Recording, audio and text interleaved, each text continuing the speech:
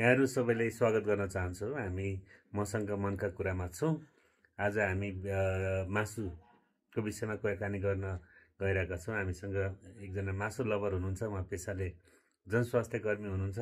हामीले यो कुराकानीले अलि लाइट खालले अगाडि बढाउन गइरहेको छौँ। सुमेश सरलाई स्वागत छ हाम्रो यस धन्यवाद सर, नमस्कार। कुराकानीमा हजुर सर, मासु भन्ने बित्तिकै तपाईँको मनमा के आउँछ? मासु भन्ने बित्तिकै मेरोमा चाहिँ एउटा मिठो परिकार सम्झिँदाखेरि मनमा खुसी भएर मन प्रफुल्लित भएर आउँछ सर। ओके, तपाईँले हाम्रो सर्कलमा तपाईँले मलाई मासु लभरको रूपमा पनि चिनिन्छ। हजुर, धेरै मान्छेले उहाँ त मासु बिना खाना पनि खानुहुन्न भनेर पनि भन्नुहुन्छ। यो तपाईँले चाहिँ मासु लभरको ट्याग चाहिँ कसरी लाग्यो, के कारण देख्नुहुन्छ?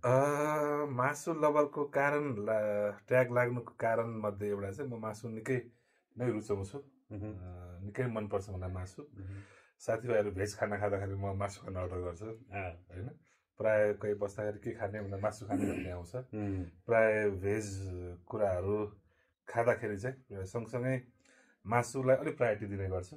त्यो भएर पनि प्राथमिकतामा राख्छु मासुलाई। त्यसले मासु लभर भन्नुभयो होला साथीहरूले। ए, अनि तपाईँको यो जुन मासु लभर छ, जुन मासु खान रुचाउनुहुन्छ, यहाँ सानैबाट नै मासु रुचाउनुहुन्थ्यो? मलाई पहिल्यैबाटै हो। हाम्रो परिवारमा प्राय सबैलाई मासु एकदम धेरै मनपर्छ। र अर्को के भन्दा हाम्रो चाहिँ म तराईमा हुर्कै बढे हो। म सर्लाहीको सानो गाउँ हरियोनमा हुर्केको हो। त्यसमा चाहिँ मेरो बुवा वा समुदायले नै हप्ता 15 दिनमा खसीहरू काटिराख्ने, घरमा मासु सधैँ आइराख्ने भएको हुनाले मलाई सानैबाट त्यो मासु, मेरो परिवारलाई नै भनौँ न, मासुको एकदमै रुचि बस्न थाल्यो। अहिले पनि बुवा हप्ताको एकचोटि दुईचोटि मासुहरू ल्याइराख्नुहुन्छ। म घरमा त छैन, म पनि प्राय चाहिँ मिलाइरहेको हुन्छु। त्यो सानो छँदाखेरि जुन तपाईँले सबै मान्छे जम्मा भएर खसी काट्ने भन्ने कुरा गर्नुभयो, अहिले त धेरै पसलबाट नै हामी मासुहरू ल्याएर आएको हुन्छ। त्यसमा र अहिलेको मासु खाने तरिका अथवा त्यो जुन एउटा संयन्त्र छ, त्यसले मासु खानेकुरालाई अथवा मासुको स्वादको कुरामा के फरक हुन्छ? पक्कै पनि त्यसमा समुदायको सबै हाम्रो वरिपरिको छिमेकीहरू मिलेर हामी सबैजना सहभागी भएर कसले के काम गर्ने, कसैले पानी तताउने, कसैले टाउको सफा गर्ने, कसैले कान सफा गर्ने, केही पोलेर खाने। र त्यो अहिलेको पसलको मा किन्दा भन्दा त्यसले चाहिँ अझै मनमा सन्तुष्टि, माया मिसेको मासु हुन्थ्यो त्यसमा, जसले चाहिँ थप मासुलाई अझ स्वादिष्ट बनाउँथ्यो। म त्यो खालको चाहिँ अझ मिस गर्छु। अहिले त्यो खालको चलन पनि छैन त्यति। सबैजना जम्मा भएर मिलेर गर्ने भन्ने चलन छ। अहिले त दसैँ नै भए पनि घर घरमा एउटा खसी डालिन्छ। पहिला त त्यस्तो अवस्था पनि थिएन। तपाईँको भन्दा अलि मेरोमा फरक चाहिँ के थियो भने, हाम्रो यहाँ धेरै जस्तो चाडबाडको बेला मासु खाने चलन थियो। अहिले चाहिँ लगभग हप्तामा 2-3 पटक पनि मासु खान्छ। जस्तो तराईतिर चाहिँ मासु निकै त्यतिखेर खाने गरिन्थ्यो भन्ने मैले बुझेँ तपाईँको कुराबाट। माछा पनि हुन्छ, माछा पनि खाने गरिन्छ। त्यही त, हामी कुनै अर्को दिन फेरि माछाको पनि कुरा गरौँला। मासु भन्दा नेपालमा सामान्यतया खाइने मासुहरू भनेको खसी भयो, कुखुरा भयो। कुखुरामा पनि लोकल कुखुराको खाने चलन छ। कतिपय पोर्क भयो, अनि भैँसीको पनि खाने चलन छ। कतिपय ठाउँमा चाहिँ हाँसलाई पनि डेलिकेसीको रूपमा लिइन्छ। बँदेलको मासु चाहिँ निकै प्रकार छ। तपाईँले चाहिँ कुन मासु बढी रुचाउनुहुन्छ? पक्कै मासु भन्ने बित्तिकै सबै म समान दृष्टिकोण हेर्छु। भेदभाव छैन। मासु सबै समान नै लाग्छ, भेदभाव गर्नु पनि हुँदैन। तर तीमध्ये पनि मलाई अलि रुच्ने, अलि मलाई पर्सनली मनपर्ने चाहिँ मैले पोर्कको डामेको सेकुवा मनपर्छ। 3टा लेयरवाला 3 पिस लेयरवाला। र यदि पकाएर खानु पर्यो वा त्यसलाई चाहिँ सुप बनाउनु पर्यो, मलाई खसीको मासु एकदम ठिक लाग्छ होइन। अर्को कुरा गर्ने हो भने अलि मजाको फ्राई खाउँ न, लाइट खाउँ न भन्दा कुखुराको मासु आउँछ होइन। अलि राम्रो डेलिकेसी, मजाले धेरै परिकारहरूको डेलिकेसी खाउँ भन्दा बफ पक्कै पनि हाम्रो बफको छुटाउनै मिल्दैन। नेवारी कल्चरमा अझ जनजातिमा त अझ बफहरू पपुलर छ, पोर्कहरू पपुलर छ होइन। मासु सबैले आफ्नो स्थान ओगटे जस्तो लाग्छ। म सबै मासु मनपर्छ। कसैमा पनि भेदभाव छैन, विभेद यहाँले गर्नु भएको छैन। मासुमा सबैले एकै नजरले एकै इच्छाले चाहिँ खानुहुन्छ, ग्रहण गर्नुहुन्छ। तपाईँले पछिल्लो पल्ट म एकदमै तृप्त हुने हुन्छ नि, मनबाट नै आहा यो हो नि त मासु खुवाएँ भन्ने कहिले महसुस गर्नुभएको थियो? यो चोटि मलाई सानैकै सम्झना आउँछ अहिले पनि। पहिला पनि मजा दसैँ तिहार वा घरमा खसी काट्दाखेरि मजाले खाइन्थ्यो, तर यो पटक दसैँमा पनि मलाई एकदम मजा आयो मासु खानलाई। रिसेन्टली सम्झिँदाखेरि म दसैँ नै सम्झिन्छु। आज मात्रै म हल्का भेज खान, लगभग दसैँदेखि कन्टिन्यू मासु नै थियो, नियमित रूपमा। एक दिन 41 दिन खाइएन, अरू बेलामा चाहिँ नियमित नै मासु खाइयो। लगभग यो पटक अलिक सम्झिन्छु। दसैँले चाहिँ हाम्रो यहाँ धेरै जस्तो दसैँमा विभिन्न परिकार बन्ने र टिकाहरू थाप्न जाँदाखेरि पनि मासु खाने भएर पनि धेरै थरीका हामीले मासु खान पाउँछौँ।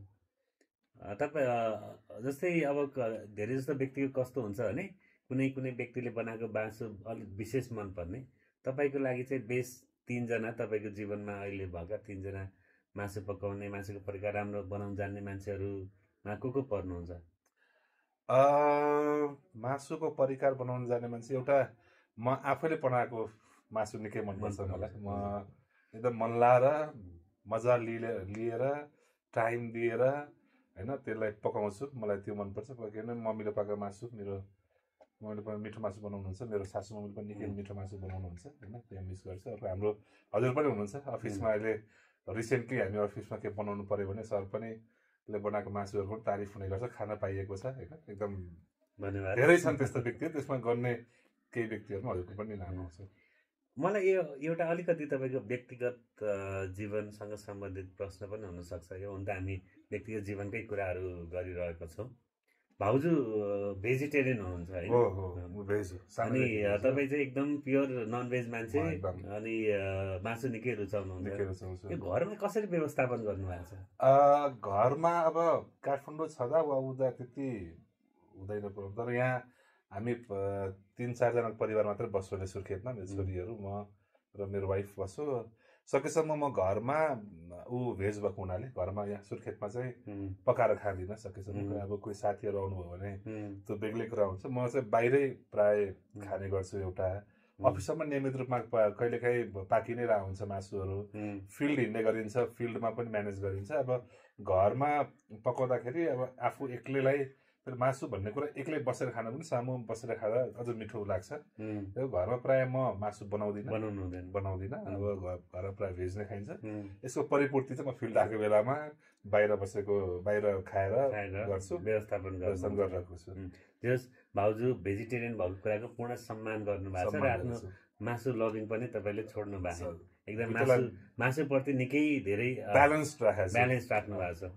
ओके, कहिले कुनै परिवारमा एउटा भेज एउटा नन भेज हुँदाखेरि कहिले केही झगडा पनि हुने गर्छन्, अलिकति मनमुटाव पनि हुन्छ। तपाईँले राम्रोसँग ब्यालेन्स गर्नु भएको रहेछ। मेरो वाइफ पनि पहिला खाएको भाडा पनि नमल्ने थियो, हामी त मिलेर नै गर्छु घरको कामहरू। अहिले चाहिँ कमसेकम मलाई सपोर्ट गर्नलाई उसले भाडासम्म त घिन लाग्ने पनि अहिले गर्दैन। उसले न फ्रिजमा मासु राख्ने, फ्रिजमा खाने कुरा नखाने त्यस्तो पनि गर्ने गर्छ। तर उसले पनि त्याग गरेको छ मेरो मासु प्रेम देखेर आफ्नो भेजको लागि। मासु तपाईँको बिचमा मायाको सम्बन्ध अझ गाढा बनाउन अर्काप्रतिको जिम्मेवारीलाई अझै बढी बोध गराउनको लागि सहयोगी बनेको छ। निकै राम्रो कुरा हो। धन्यवाद सर। निकै राम्रोसँग व्यवस्थापन। तर मासु हुन्छ नि, मासु देख्ने बित्तिकै मेरो के भन्छ, मेरो मनमा चाहिँ अटोमेटिक एउटा चाहिँ वर्ड आउँछ है, सम्झे मासु भन्ने। तर मासु देख्ने बित्तिकै तपाईँको त्यस्तो कुनै छ अटोमेटिक थट आउँछ एउटा? मलाई मासु वाह जस्तो फिल हुन्छ, वाह हुन्छ मनमा, वाह भन्ने कुरा आउँछ।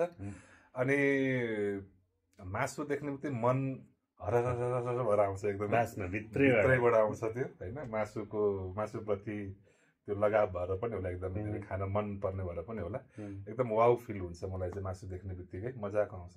मजा, भित्रबाट मजा आउँछ। तपाईँ मासुको परिकारहरूमा विशेष तपाईँले अलिक बढी रुचि भएको कुनै परिकारहरू अथवा कुन परिकार तपाईँले अलिक बढी रुचि हुन्छ? मलाई प्राय घरमा खानु पर्यो भने डेफिनेटली खसीको मजाले भुटेको वा कम झोल हालेर मसलामा गरेको चाहिँ सुक्खा खालको मनपर्छ। मलाई विशेष गरी मन पर्ने भनेको अब यो पोर्कको सेकुवा दामेको अझै 3 लेयरवाला यो पनि कुरा गरेको थिएँ।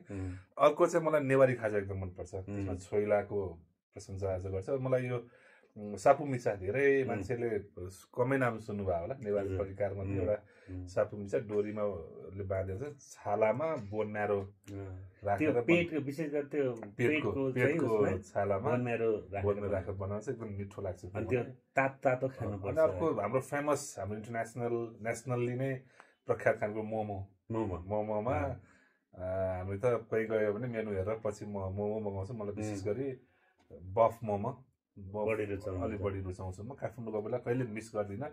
4-5 वटा मेरो ठाउँहरू छन्, खाने ठाउँहरू। फेरि काठमाडौँ निकै भेराइटीको मोमोहरू पनि डिफ्रेन्ट टाइप हुने, अनि त्यो हरेक ठाउँमा चाहिँ एउटा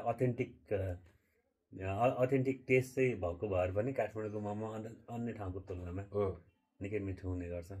आज हामीले दैलेखमा पनि निकै मिठो मोमो खायौँ। हजुर, मिठो बनाउँछ त्यो मोमो। सनराइज होटल कहिले दैलेख आउनु भने सनराइज होटलमा मोमो खान नबिर्से, निकै राम्रो छ, निकै नै राम्रो छ। अब म अलिकति यो पछिल्लो समयमा पत्र पत्रिकाहरू विभिन्न अध्ययनहरूले पनि यो मासु धेरै खानु स्वास्थ्यको लागि त्यति लाभदायक हुँदैन भन्ने कुराहरू आइरहेछ। तपाईँ एउटा मासु लभर र जनस्वास्थ्य कर्मीको रूपमा हेर्दाखेरि कसरी लिनुहुन्छ यो कुरालाई?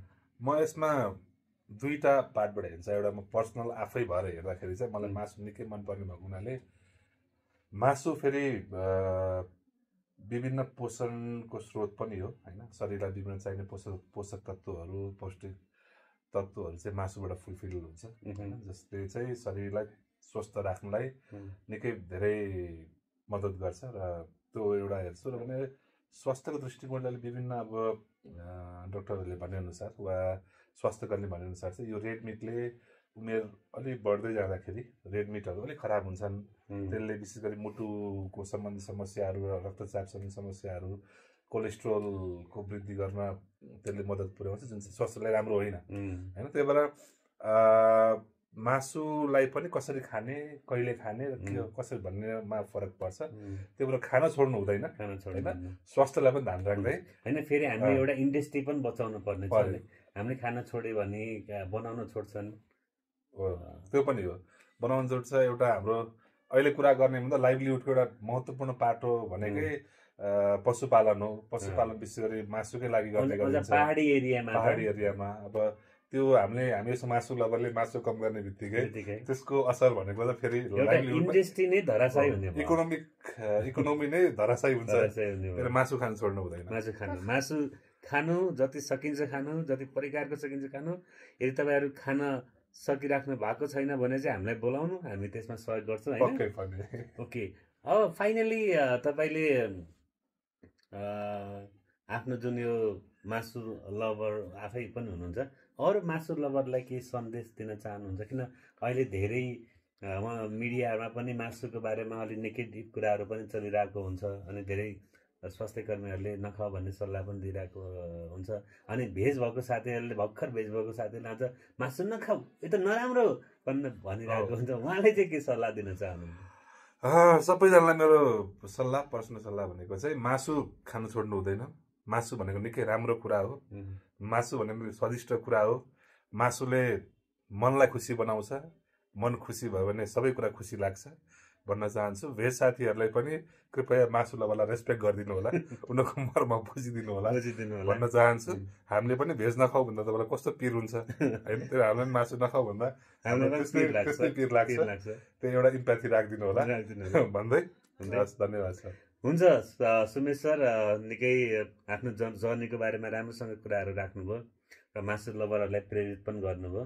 र म पनि सबैजनालाई मासु खानुहोस्, तर कति मासु खाने भन्ने कुराहरू तपाईँहरू व्यवस्थापन गर्ने प्रयास गर्नुहोस्। सबै पैसा मासुमा मात्र खर्च नगर्नुहोस्। तपाईँले 100 रुपियाँ खर्च गर्दै हुनुहुन्छ भने जम्मा 70 मासुमा खर्च गर्नुहोस्, बाँकी अरू चामल तिनीहरू खर्च गर्नुहोस्। मासु खानुहोस्, मासु खुवाउनुहोस्, अरूले देखाइ मासु खानुहोस्। यहाँहरूको दिन शुभ रहोस्। मासु लभरहरूलाई किप गोइङ अन भन्न चाहे। हस्, धन्यवाद। जय मासु। जय मासु।